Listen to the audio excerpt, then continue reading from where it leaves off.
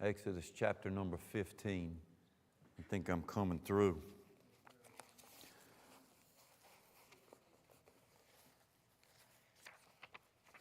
So as we get started here tonight, we're going to look at where this word comes from, this song, this name of God that we've been given. How did it come about? Where did it land?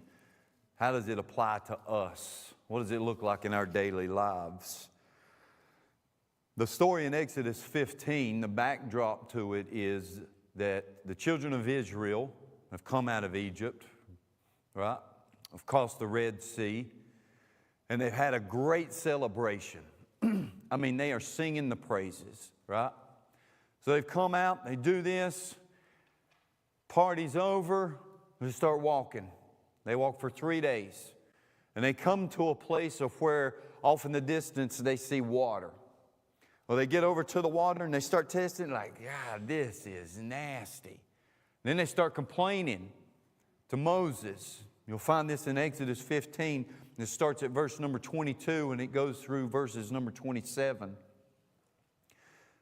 Real quick, just kind of giving you the cliff notes of it in a sense. So what happens in this story, they go and they start complaining to Moses. And Moses, being Moses, I can imagine probably some of the stuff that's not written in Scripture. Moses is like, guys, this is my first trip too. I didn't know this either. I mean, I'm just thinking like how I would think, right? I'm like, man, y'all need to calm down. Now, I'm going to go talk to God because this is new to me also, and we'll just see what happens. God says, take a tree. Depending on what your version says, it could be a limb from a tree, it could be a log, that doesn't matter. Put it in there, the water turns sweet, and now we're able to drink it. Then God ties that together with, it says that He brought them here to test them. And says, if you'll keep my commandments, if you'll keep my statutes, these diseases that fell upon Egypt will not come upon you, because I am Jehovah, I am the Lord your healer. I am Jehovah, all caps, healer, Rapha. He said, I am Jehovah Rapha. Now, when I'm studying this thing out, I'm just going to be honest with you, okay? And this is just some of the stuff that Randall runs into. So I'm studying this thing out, and I'm reading through it, and I'm like, God, you kind of set this condition on them, Lord. You told them if they will obey, if they'll do your statutes, you'll do these things, then these diseases from Egypt won't fall on you because I'm your healer. I'm like, that really doesn't make sense. I could see if it says, because I'm your provider, because I'm your sustainer. But the healer part, where does this come from? When we look at some of the other names, we can see it where the name is given, and then we can read backwards in Scripture and see how it supports that name. And I was having a lot of trouble doing that with this. And I mean, I was reading, I was like, you got to help me, because I got to teach on this. And I just don't feel true, like I have all conviction and authority that I can land in this and launch out from this with compassion, or with passion and with authority and with conviction. I can't make it say what other folks are saying that it says, right? So then I'm going to start reading into this book. It's by Tony Evans, The Power of His Name. Tony helps a brother out tremendously with this. What he's going to bring out and what he's going to show through this book is that what God is doing with them here is that He is showing them that He is the God who heals, and He has healed this water, okay? So in order to really get that, and you guys know how that I am, man, we got to get in their sandals, right? So now imagine, put yourself in their shoes. We've seen plagues, we've been enslaved, we've seen plagues. We've taken off running this dude that we're not real sure how competent he is, right? He's a little sketchy. We don't know much about this dude, but we're going to go with him anyway. He takes us into a place where we're caught up against the water. Now we're sure this brother has no idea what he's doing. He's run us into a trap. He tells us to shut up and watch. So we watch, and the waters come apart. I mean, I'd be every jaw in there. They probably would no flies nowhere. They done landed in everybody's mouth. Everybody, you know. And then Moses probably like, y'all best get to getting. Y'all, let's go. So now we're crossed over, right now, and keep in mind. So now we're crossed over. We've looked back, we've seen Egypt, we've seen all of Pharaoh, we've seen all the armies, we've seen them come down crashing, maybe right as the last little 2-year-old stepped up across on the drive, right, and looked back. You know, there's probably some mom or daddy said, boy, you better get over here. And then wham, kills them all. And now there's this huge, now we're separated, we're free. They cannot get to us. What a jubilant time. What a time of just absolutely going nuts, right? And just thanking God. And that is in there. That's in that chapter. The songs that they sing, just what was written down. I can't imagine what all was sung, what that place. I mean, we would have erupted. And now, okay, let's take off. This is not where we're going to stay. We're going to the promised land. This ain't it, so let's go. We're walking along. Now remember, we've come over because remember when we left Egypt, Egypt was ready to get rid of us. They said, here, take this. Here, you take this. You can have these guys. You can have this kind of unit. So we're coming out with a whole lot of stuff that we've never really had before, right? I mean, I'm carrying trunks underneath. You know what I'm saying? I'm trying to hold on to this kid. I'm following the camel back through there and just praying that camel, you know, ain't gaseous. You know, I mean, who knows how wide we are. We got kids running around all over the place. I ain't sure where my kid went. Hopefully he's up there with some of the family members. You know, I mean, it can be chaotic, right? It's like when we read through this, we can read through it in just real quickly, right? We can read through it in just a few seconds, and then we're just jumping. But we take the time to just absorb and just put your feet there, right? So we're going, man, and I'm like, okay, we've been going for 3 days, man, and I'm done. And we get to this place, and you hear somebody say, hey, man, we found some water. We found some water. You know, you're running up through, and you're trying to get there. And then you hear this water ain't no good. You're like, man, I don't believe that. This water got to be good. This is trash, man. And we go back to Moses. Dude, what are you doing? Who are you following? What is happening, right? Sunday morning, we're praising, enjoying, thinking God's awesome. And by Wednesday, we're like, what is this all about? This is ridiculous. We shouldn't have come. Why did we do it? You know, right? I mean, we like to lay at Israel, but we can be the same way, right? I can be the exact same way. Moses is like, okay, let me get a hold of God and let me see what's going on here.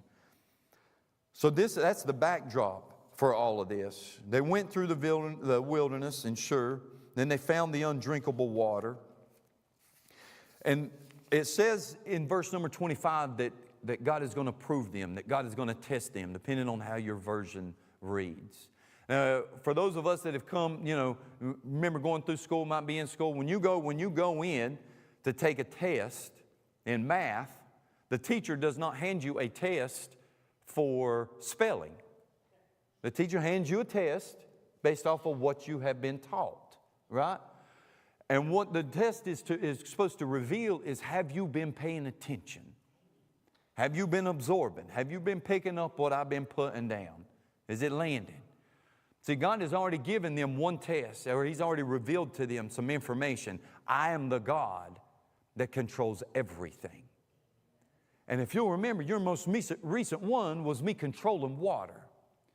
Now think about this too. Up until this point, up until this point, all of these plagues, all of these miracles and stuff have had to do with Israel and with Egypt. Now, just trying to put my feet in with some Israelites, right? So now I know God can protect me. God can fight for me. God can defend for me. God can open up for me, right? I see that. When I have an enemy, when I'm running from something, God can take care of that something.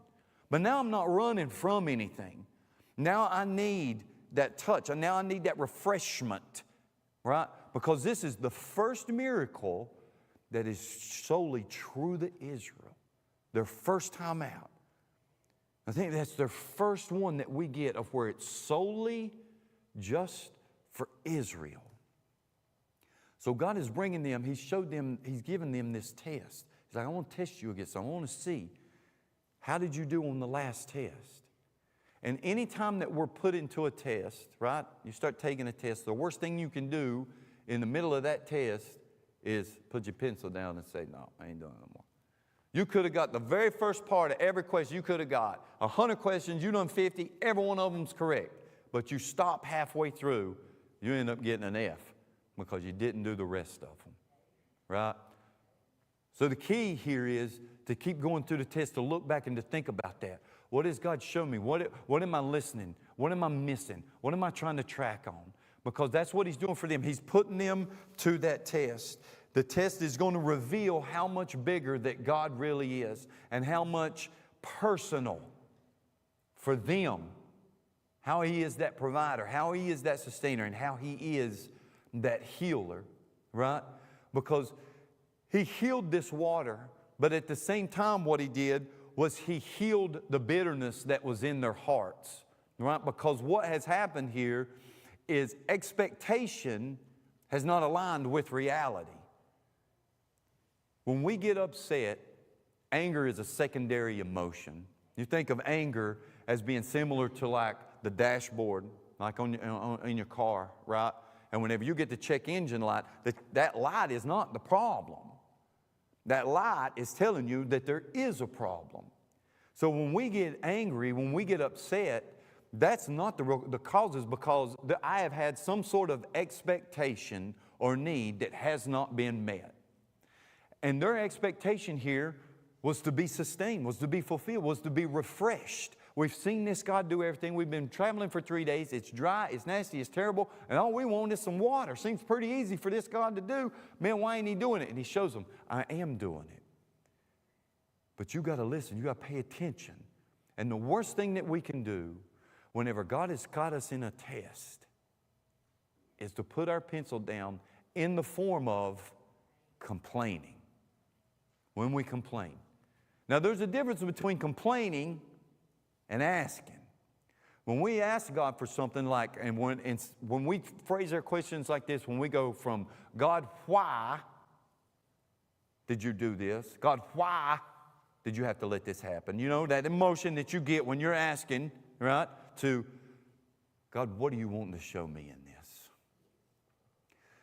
God, what do I need to see here?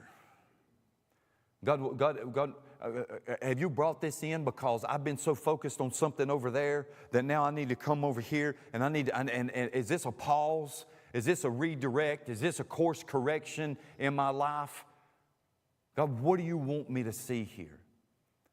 Because God says, I want to heal you, right? And if anybody's ever been injured, if you've ever been injured in any kind of way, something that we kind of fail to notice is within that injury, you have a testimony. Within the healing process, you have a testimony.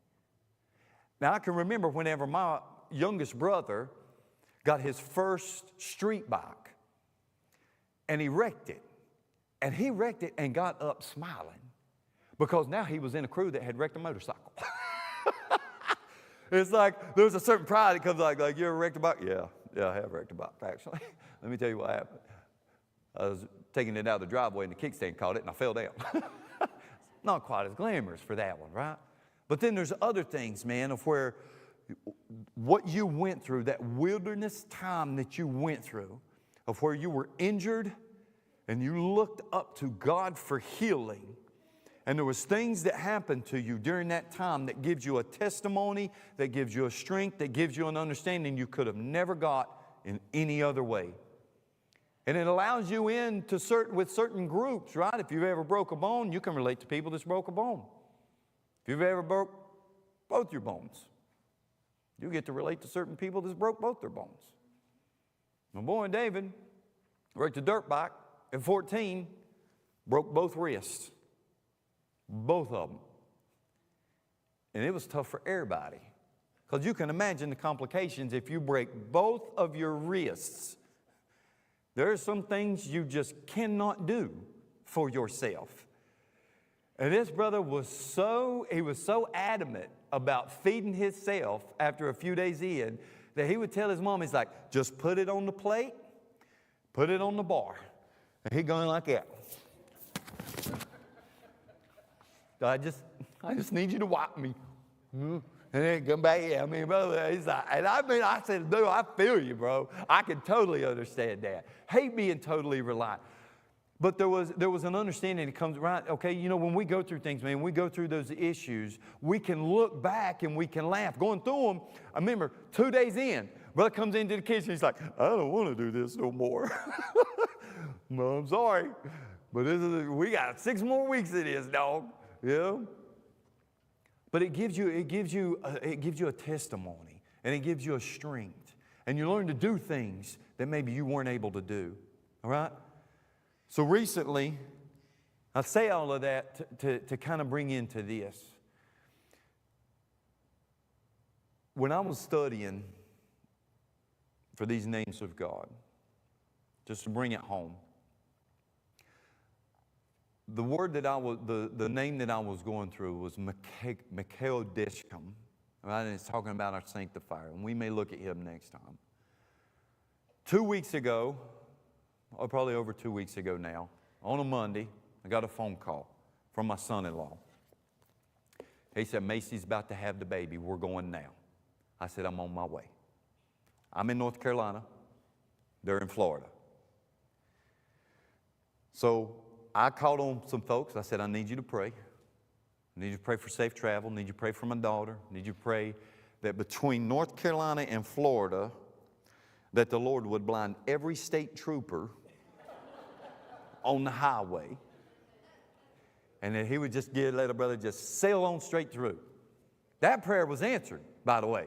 Because I told my daughter, I said, I'm going to get there in record time. Now, there might be North Carolina, South Carolina, Georgia, and Florida Highway Patrol behind me when I pull into the hospital, but I'm coming to where you is. So we get there Tuesday night. Macy has the baby. 9:46. About 10 o'clock, we get a call. So we need you to come up here. Said he has an open wound.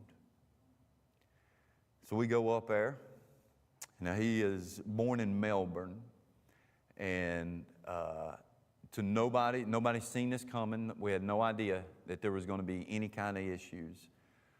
So whenever he's delivered, the nurse notices that there's an issue with him. Calls us, and he is born with what is called bladder exstrophy. Now what that means is that his bladder is outside of his body. There are a number of things that come along with that. So she's in Melbourne. My wife stays with her. Me and my son-in-law take off to Orlando, to where the NICU is, the hospital that can better assess the situation.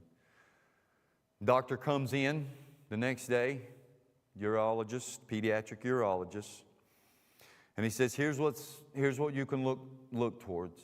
He said, he's going to have at least 2 surgeries. He said, his first surgery, you're going to be in here for 2 weeks. His pelvic bone did not grow together.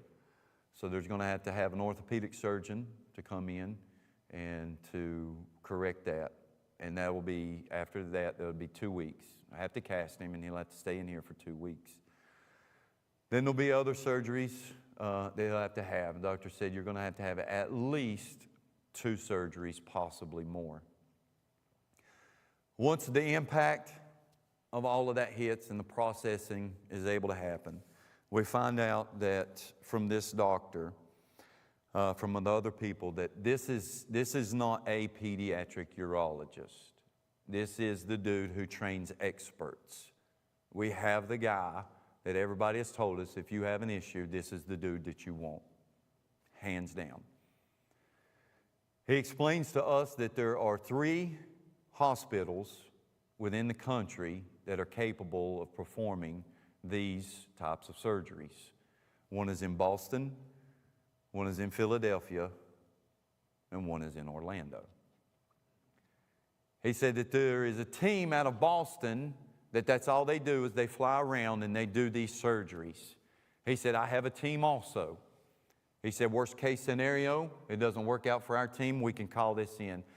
He comes in and he explains everything about what is going on and what it's going to take and what it's going to look like for the next few years for my grandson.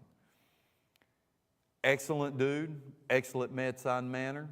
He said, here's what's happening. But basically what he said is, we got you. This is not new for us. We've been here before, and you're in a good place. I know all this is overwhelming, and I know all of this is causing, some problems, and it's tough to process, but we've got you. I was talking to my son-in-law after everything was like, and I told him, I said, Andy, I got to be honest with you, brother. I said, if I was you, I'd be pretty upset with the Lord right now. You wanted a child, man, and the first one he took. And then the second one, it seems like he's kind of playing a cruel joke on you. I said, just me in your human nature, man. I said, I can relate and I can understand that. He said, man, I'm trying not to go there. I said, you need to go there. Lord was not surprised by what this baby was going to be like whenever he was born. And he was not surprised by your reaction. But if you keep holding on to that, you're going to have some resentment that builds up inside of you. And you need to let that go. There's going to be bitterness that builds up inside of you that's going to hinder some things moving forward. We find, we're reeling through these things, and I'm coming back home. So everybody's home. Baby was born on Tuesday, Wednesday. Everybody got discharged and got to come home. Thursday, Saturday night, around 10:30, I leave to come back home, go back to work. I come by here Sunday morning. It's probably around 7 o'clock. And I'm 8 hours in, 8.5 hours into a drive, a nighttime drive, just to set the stage for you. So I'm driving, like that. Just, how is Hickory so far away from the north? And as I come by the church, man, the truck fills up. I mean, it fills up. And I'm like, Lord, what are you doing, man? And the scripture that I've talked about before here, where it says God's looking around to show himself strong so that he could flex. I said, God, I need you to flex, man. I need you to flex right now. I said, I would love to be able to turn this truck around right now. And as nasty and as ugly as I look, as in travel clothes, unshaven, to pull up into that church and say, let me show you where we started, and let me show you what my God did. I said, God, I want to do that. And he gave me a word. It's the next diaper change. It's the next diaper change. I'm saying, Lord, the next diaper change, I'm trusting that you give me a phone call. I'm trusting that I get a text. I'm trusting that I answer that. My wife or my daughter's on the other end, and they're bawling, God, the next diaper change, because you are our healer.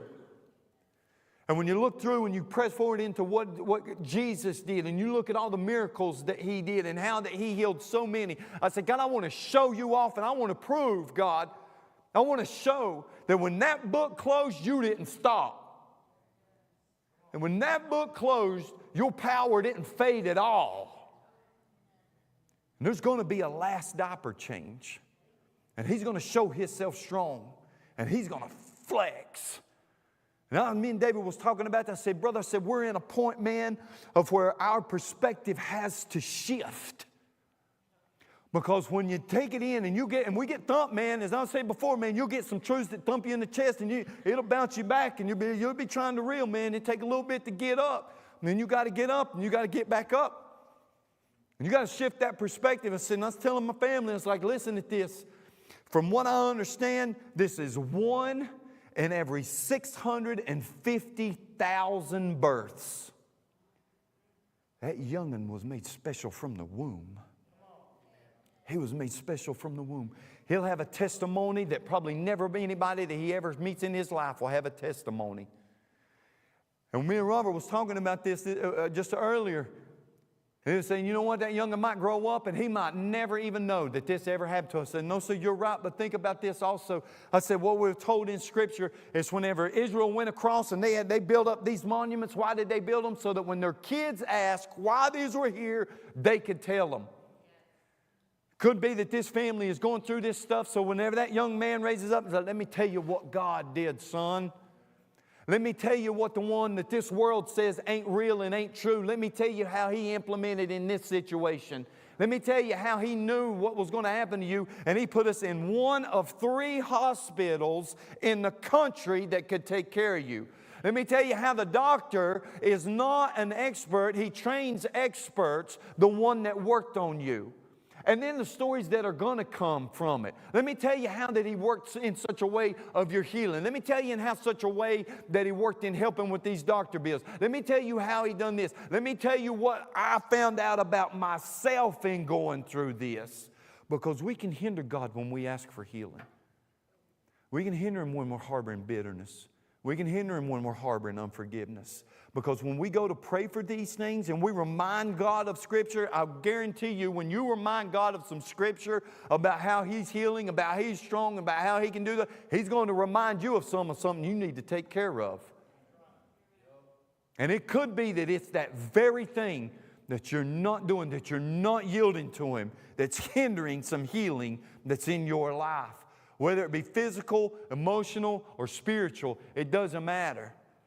When we call upon Him and He lands and we keep doing that, we keep calling on Him and He keeps bringing us that place and He keeps bringing it back, at some point we got to say, okay, Lord, I'm done, man.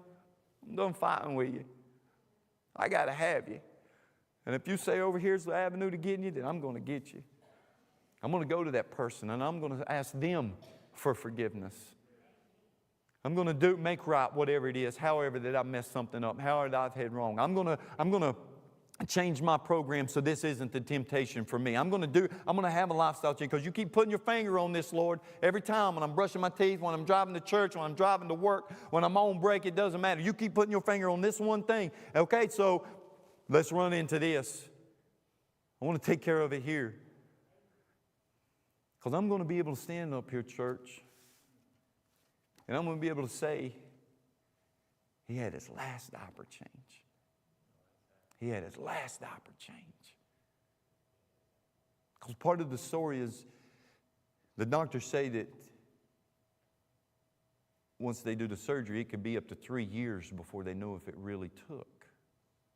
Because it's not until then that you begin to potty train a baby. So we got a long time, man, to focus. We've got an area, so I was telling David, it's like, brother, we have an opportunity here, man, if we'll make ourselves available to God, and if we'll yield to Him, and if we'll trust Him, we have an opportunity here that nobody else that I know of has.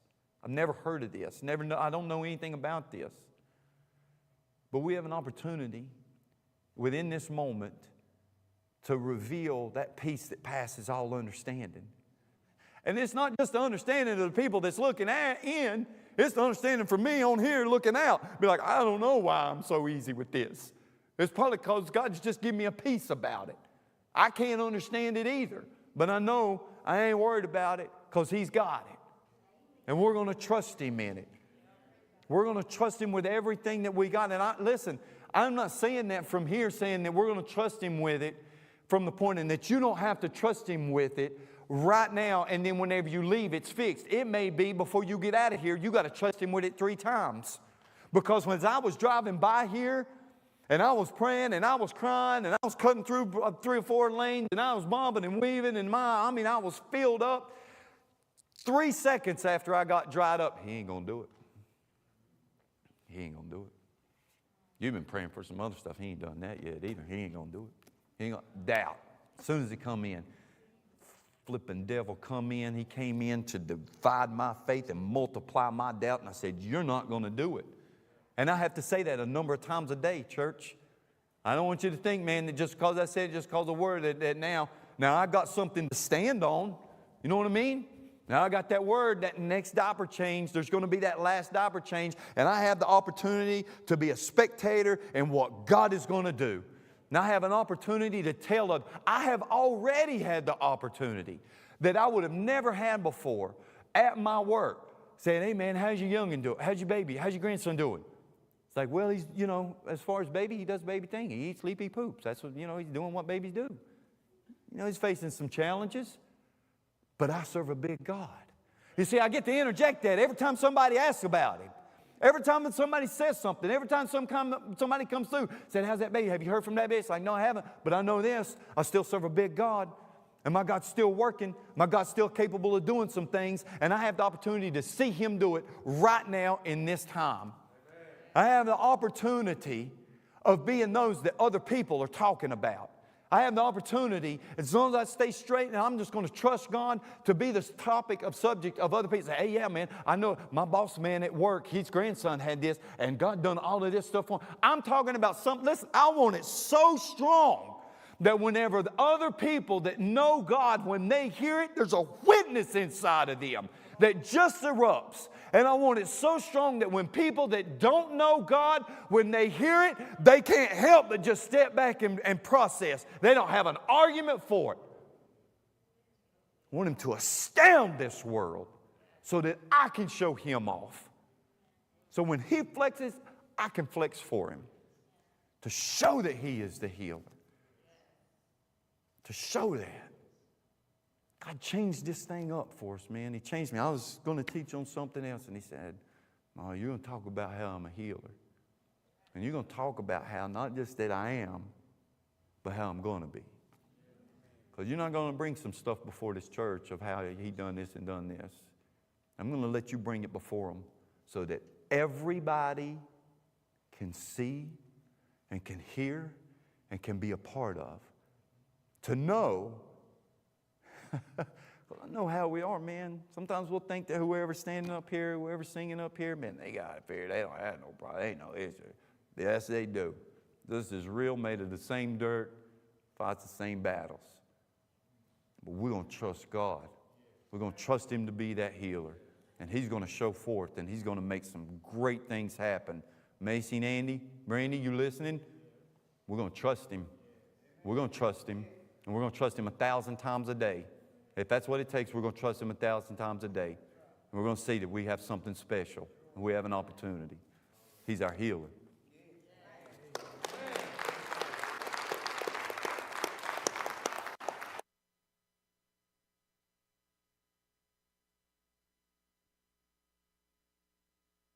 In fact, we got diapers back there, don't we? Who's back there? Who's younger? We're going to put us a diaper. Go back in the nursery and bring us a diaper. We're going to keep it over on that piano because that's a promise. It's going to work. That thing will be removed. We don't know what it's going to be. But that last diaper change is coming. And that's going to be a memory. So you that's here tonight is going to know why that thing's going to sit over there. And it's going to sit over there for about 2 years until that last one happens or sooner because that thing is coming. But would you start that song again? Because there's a last maybe in your life that you need tonight.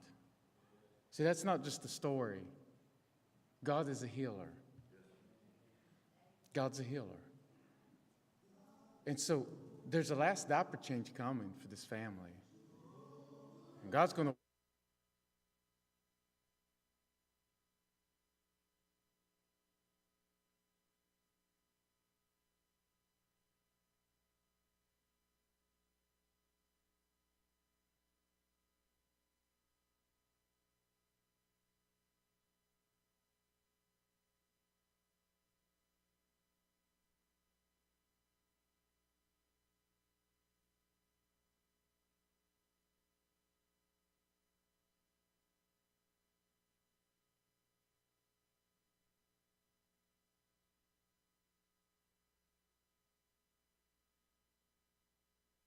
They're going to turn that song up. We got a few minutes right here, and go ahead and kill the feed.